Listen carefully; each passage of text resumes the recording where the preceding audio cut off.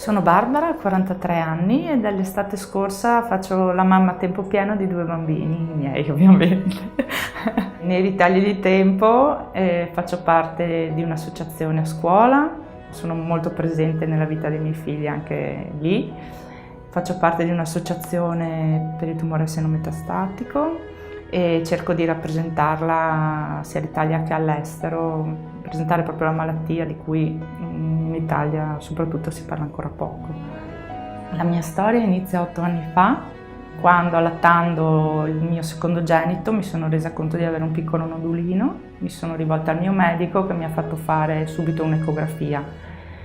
Purtroppo durante l'ecografia ho detto all'ecografista che stavo allattando e lì lui ha iniziato a parlare dell'allattamento.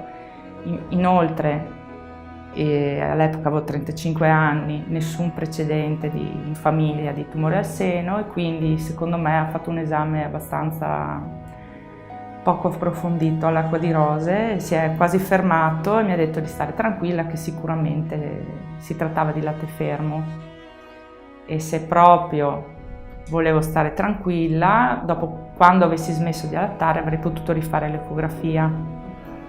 Quest'arco temporale è durato 4 mesi e sono stati sufficienti per il tumore per diventare da primario a metastatico. Il tumore al seno metastatico significa che non puoi più guarire, puoi solo cronicizzare il tumore finché le chemioterapie o radioterapie o interventi riescono a tenerlo a bada.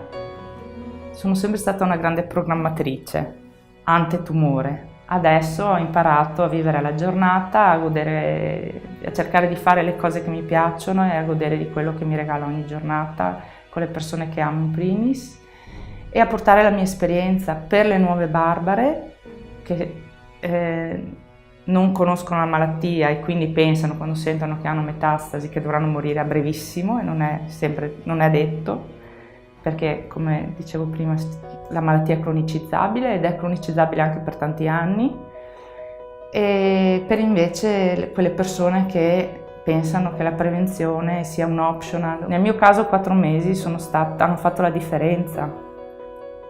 Se quell'ecografista fosse stata una persona seria mi avrebbe dovuto dire: secondo me è latte fermo, per sicurezza smetta di allattare, visto che mio figlio aveva 1 anno e mi ha preso in giro a Rosa, smetta di allattare e rifaccia l'ecografia.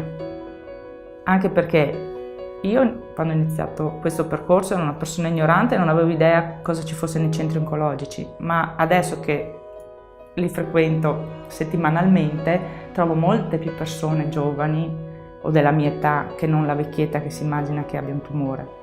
Le mamme in primis pensano di essere, e le persone sane, che quelle cose succedano sempre agli altri e invece qualche volta a qualcuno deve succedere. Nella mia esperienza resta l'amarezza di aver bruciato quei 4 mesi e anche un po' il senso di colpa, perché io ho allattato 2 figli, mi ero resa conto che quel nodulino aveva qualcosa che non andava, ma l'ecografista ha detto quello che volevo sentire e io mi sono fermata lì. Quando per dire mia mamma mi diceva vatti a fare un'ecografia, perché avevo visto che l'esame non era stato approfondito. Primo medico di noi stessi dovremmo essere noi. Ho sentito esperienze di altre persone che invece hanno insistito, hanno continuato e l'hanno trovato il tumore. Io mi sono fermata dove mi faceva più comodo, lavoravo, avevo bambini, non avevo né tempo né voglia di pensare a una cosa del genere ed è sbagliatissimo. Quindi quel senso di colpa mi resterà a vita.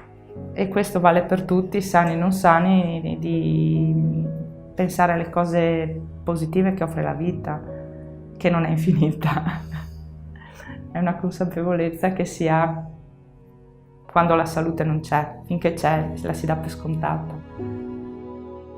Io sto meglio quando qualcuno mi dice ho sentito la tua storia e sono andata a fare un controllo e ho sentito l'urgenza di andare a fare una visita.